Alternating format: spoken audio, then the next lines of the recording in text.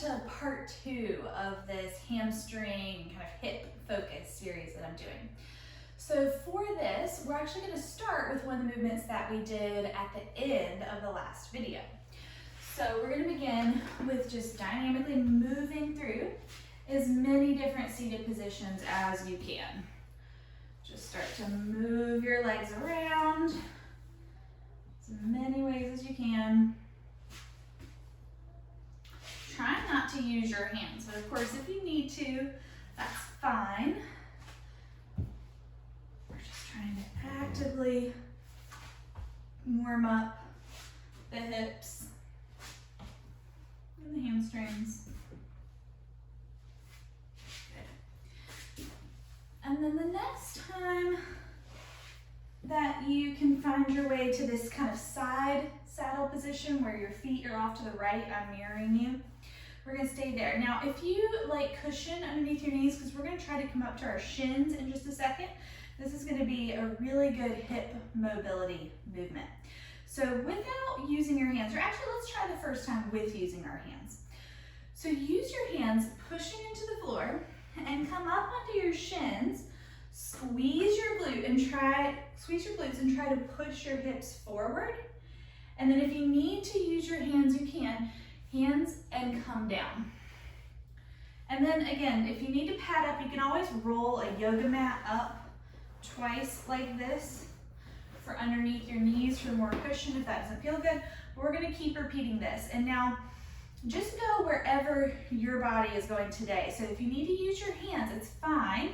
Work there. If you can do this without using your hands, you'll get more work in your hips.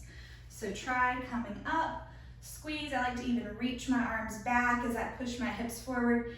And then as you slowly sit back and reach the arms forward. Try not to land super quick. Try to control it. We're going to do 4 more like that. So drive up, squeeze, reach the arms back, and then slow as you can, sit back and you reach the arms forward and down. Good. So we're working on this full amount of hip extension and then controlling it as you go back. 2 more. Push away, squeeze, and down. Last one. And again, if you need to use your hands, no biggie. Start there, and then as you get used to this movement, more familiar, you'll be able to lift without using your hands. All right, and let's release. Shake out your legs for a second. And then to the other side. So let's again spin the feet to the left. Have padding underneath your knees if you want. And then use your hands this first time because this side might be different. Use your hands, adjust your knees if you need to. Come up to your shins, push the hips forward. And then use your hands. You need to come down. Good. And let's keep it going.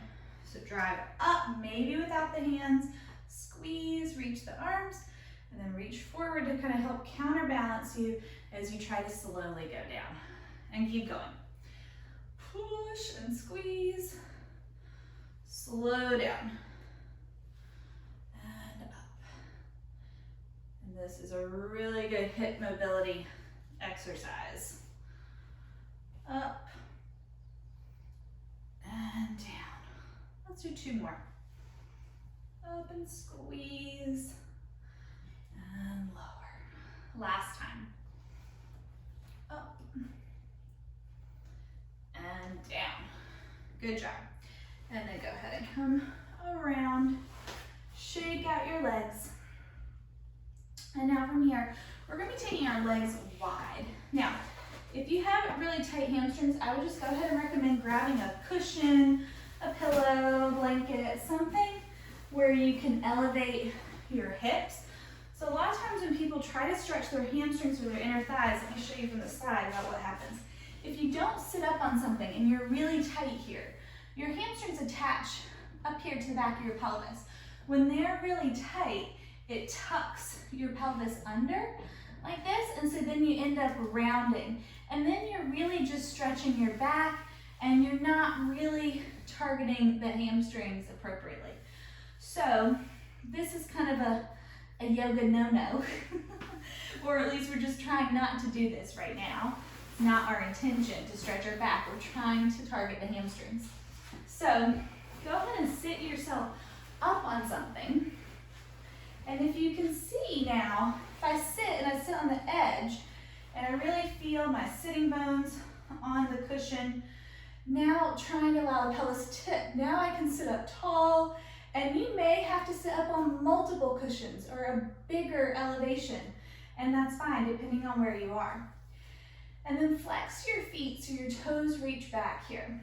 And we're gonna do some active hamstring work, meaning that we're actually gonna engage the muscles of our hamstrings instead of just kind of passively stretching. So what you're gonna do is dig your heels into the floor. It doesn't look any different from the outside, but flex your feet, pulling your toes back, and dig your heels down. You should feel almost like a little bend happening in your knees, but it's just that your hamstrings are contracting. They're starting to engage. And then from here, without using your hands, just start to slowly, almost like pull yourself towards your thighs. You'll feel a greater sensation of stretch. And then push your heels into the floor, come up. And do that again. Pull yourself down. You should be really active in the legs so your knees aren't hyperextended. And then push. Good, couple more. Hinge. Dig, dig, dig. And push up. If you wanted to add more work, maybe in the muscles of your back, you can bring your hands behind your head. See if you can maintain neutral as you hinge and push. So if you recognize that you're rounding the spine, usually just means you need to sit up on something a little higher or just don't go quite as far. Dig and push. 2 more times like this. Dig, dig, dig, dig, dig. Push, last one. Digging in and up. Good. Okay, now from here, I'm gonna come off of whatever you're sitting on, and we're gonna come to hands and knees. Now, if you like cushion underneath your knees, you can grab a blanket or something. You could also fold up your yoga mat. And I'm gonna mirror you. So from hands and knees, we're actually gonna extend the right leg out to the side. And try to have it so that it's straight out from your knee. And then as you inhale, allow your belly to drop and your chest to lift. So it's like your tail lifts up toward the ceiling. We're gonna keep that as we rock back, and you'll feel a really good stretch here in the inner thighs. So just rocking forward and back. Now, same kind of situation as before. Turn to the side so you can see this. If when you rock back, your pelvis tucks under, you're gonna lose some of the effectiveness of this stretch. So instead, really try to keep the tail up as much, and that may mean that you don't rock back very far at all, and that's fine. One thing you could also do is just play around with, can I move my pelvis here? Tilting and tucking. And then rocking back, maintaining the tilt. And you can also play around with the position of your foot. So maybe see what it's like to spin the toes to face up. You'll feel that in a different place. Or maybe you want to keep the foot down. Take another breath.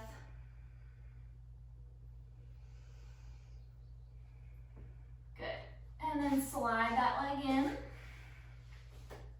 And then take the other leg out. So send that leg out. And again, maybe just start with that tilt and tuck of the pelvis. Just slide back a little bit. Feeling that stretch in the inner leg. This side might feel very different. And then keeping that tilt where your sitting bones are spinning up to the ceiling. You're gonna rock back and forward. And keep going. Forward and back.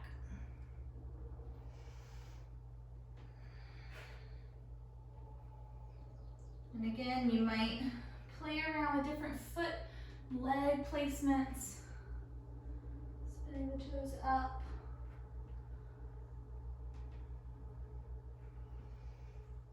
Let's do a few more.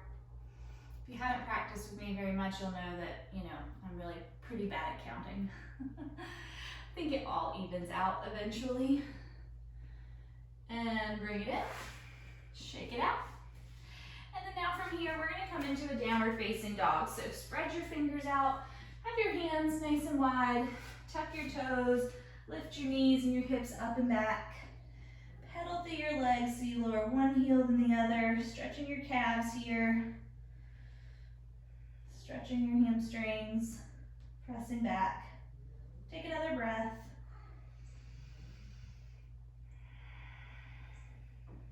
One more. And then from here, you can widen your feet or bend your legs as much as you like. Walk your hands back to your feet, folding over your legs. Just let your head hang. Shake your head yes and no.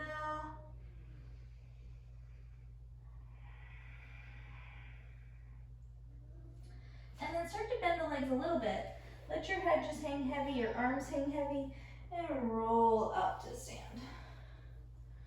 Shoulder rolls at the top. Good. And then now from here, we're going to end with a little dynamic warm-up that you could do before you were, say, going out for a run or to work out. This would be a great just dynamic movement to warm up your hamstrings and your hips in another way. So you can use the wall. I've got my right hand, and I'm mirroring you. Right hand is at the wall, left leg is away from the wall. We're gonna do 10 leg swings, just forward and back. So kicking it back and forward. And when you're doing this, I want you as much as possible to keep your torso pretty stable so the movement comes from your hip. So if I did this and I'm just tucking and moving my whole spine, you're moving your spine and not your hip and your leg. So try to stay tall as you move your leg, meaning that everything else is pretty still as I do this. Let's do 3 more. And shake it out. And now turn to face the wall. Now we're gonna take that same leg, we're gonna take it out and in. So kick it out to the side and in. 3, 4, again, trying to stay pretty tall. 6, 8, 9, 10. Shake it out. And while we're facing the wall, let's take that same leg, cross ankle to knee and sit back and get a stretch in your hip. Couple breaths, even bounce your hips up and down. And then release. Come up, shake it out. Now you can just flip around to the other side. Since I have another wall over here, I'm gonna do this so I can face you. So let's take the outside leg now and kick. And again, stay tall. So notice if when your leg goes forward, if your whole spine tries to round, then you've gone too far and you're not keeping the spine upright and you're not really targeting your hamstrings or your hip. And when the leg goes back, making sure you're not just flinging and arching your back. If you're gonna do these things, you might as well do them as effectively as you can, right? You're gonna spend the time doing it. Let's do 3 more. And shake. Good. Face the wall, out and in. Out. Again, don't judge my range of motion and try to compare it to your range of motion because we're different. I did gymnastics and all kinds of things as a child that I think really shaped my movement patterns for good or for bad. So our ranges are going to look different. 3, 2, 1. Shake it out. And then hip stretch. Cross ankle to knee. Sit back. Take a breath.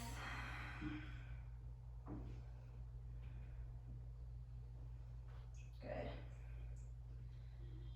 And then stand up. Release and shake. One last thing we're going to do for the knees and for the ankles to warm up a little dynamically. Bring your feet together. Bend your knees, hands on your legs. This is gonna seem silly, but you're gonna try to keep your heels down and start to circle the knees around. Trying to get the knees to go past the toes. So we're trying to warm up the ankles moving through, it's called dorsiflexion, when the shins go forward, the feet. And reverse. You might hear some Rice Krispies in your knees. If this does not feel good and it feels too intense, you could always put your hands at the wall and do it, kind of offload a little bit. But the key is to keep the heels down so that you stretch the calves and the Achilles and get into those ankles. Good. And let's come up, give your legs a shake. So hopefully now you feel nice and warmed up in your lower body, and you can go out into your day or go for your run or do your workout, whatever you're ready to do. I'll see you next time. Thanks for practicing.